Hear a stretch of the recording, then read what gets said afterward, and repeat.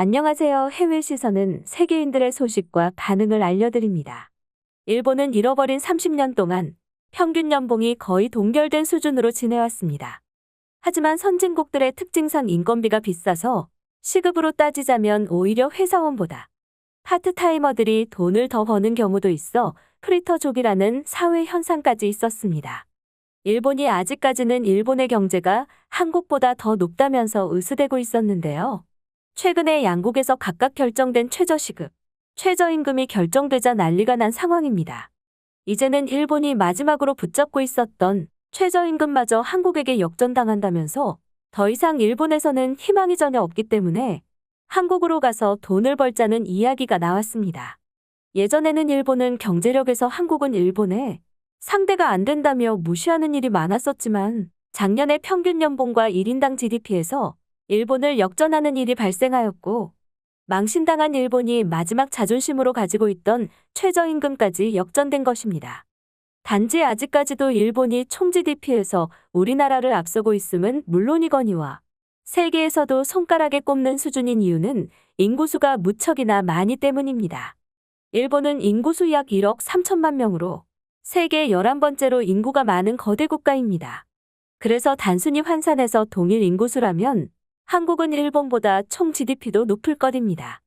최저임금은 최근에 우리나라에서도 많은 이슈가 되고 있으며 생활에 직접적인 영향을 주는 요소이기 때문에 여러분들께서도 얼마가 올랐고 이제는 얼마인지 아실 텐데요. 우리나라의 2022년 최저임금은 올해보다 5.1%인 440원이 오른 9,160원으로 결정. 주휴수당을 포함하게 된다면 1,992원으로 케이스에 따라서는 시급이 10,000원이 넘고 일반적으로는 역사상 처음 9,000원대로 진입, 최저 월급 환산으로 약 191만 원이 되었습니다.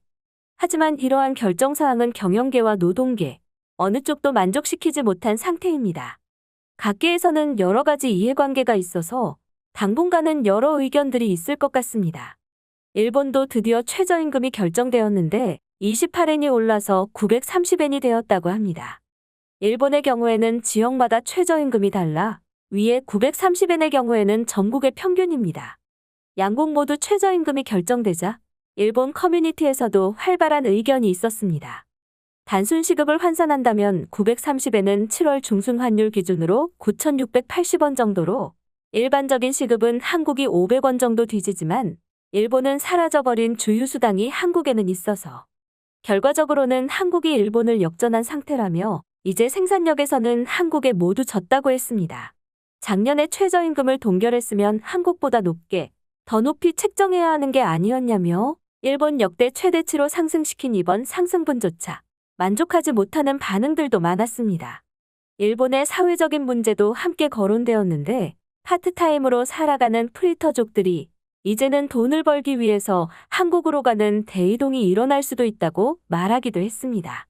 현재 일본은 여러 가지 재해도 많은 상태고 일본의 고유적인 문제 등의 진절머리가 나서 일본을 떠나서 살고 싶어하는 젊은이들과 한국을 너무나 좋아하는 젊은이들이 많은데 기업 취직은 어렵지만 편의점 파트타임은 보통 일본인도 할 수 있는 일이라면서 젊은 여자를 중심으로 한국에 가서 살려고 하는 일이 많을 거라고 했습니다. 예전에는 한국인들이 일본으로 돈을 벌기 위해 모여들었지만 이제는 완전 반대의 현상으로 일본인이 한국으로 돈을 벌러 가는 시대가 되었다고 합니다.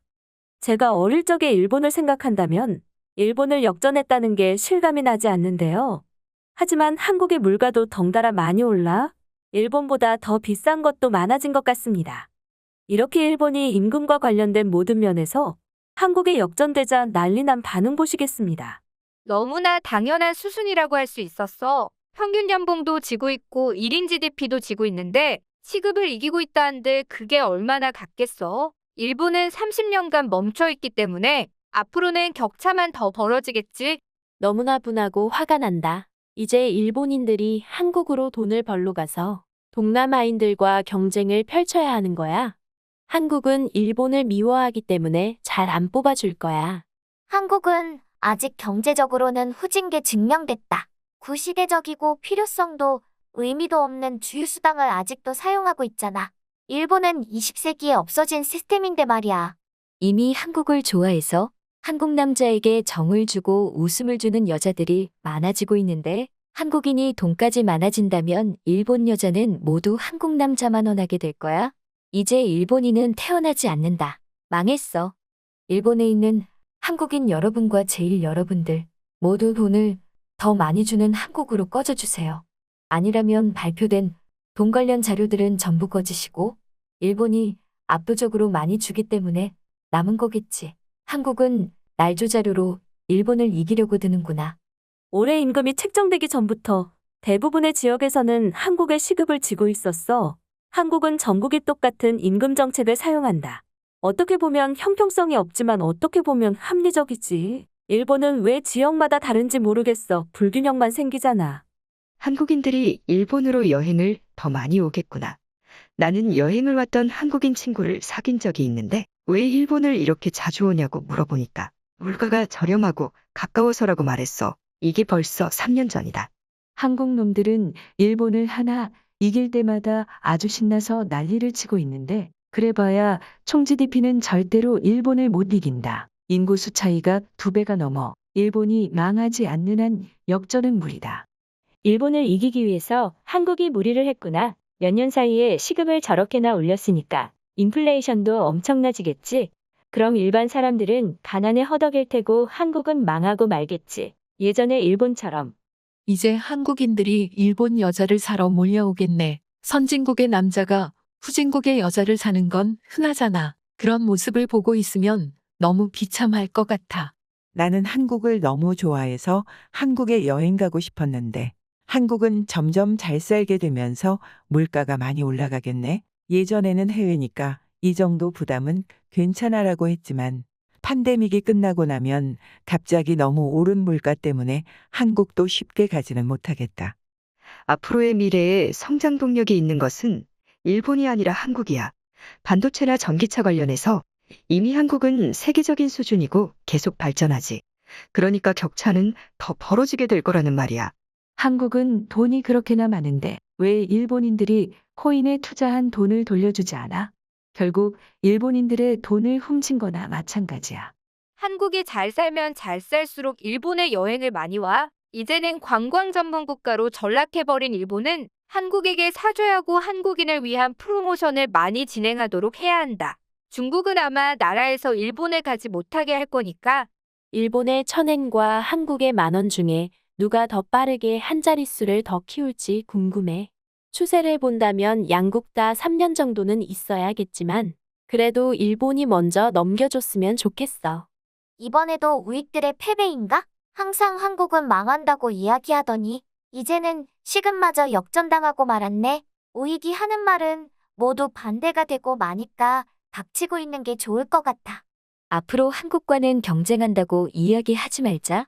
일본은 30년뿐만 아니라 40년, 50년도 계속 정지해 있을 테니까. 대만도 곧 일본을 추월해서 지나갈 거야. 일본의 라이벌은 베트남이 될 날이 얼마 남지 않았다. 프리터들도 한국에서 사는 게 더 좋은 거 아니냐? 아직 한국의 월세는 일본보다는 많이 적다고 했어. 집세를 아낄 수 있고 돈은 더 받을 수 있다면 정말로 돈을 벌고 모으기 위해서 한국에 갈 만하다. 일본의 최후의 보루라고 생각한 시급마저 한국에게 역전당했다고 하자 난리가 난 모습입니다. 미래라는 것은 어떻게 될지 모르지만 추세라는 것을 봤을 때 한국이 더 높아질 것 같네요. 해외 시선은 여러분의 구독과 좋아요에 힘을 냅니다. 앞으로도 많은 시청 부탁드립니다. 감사합니다.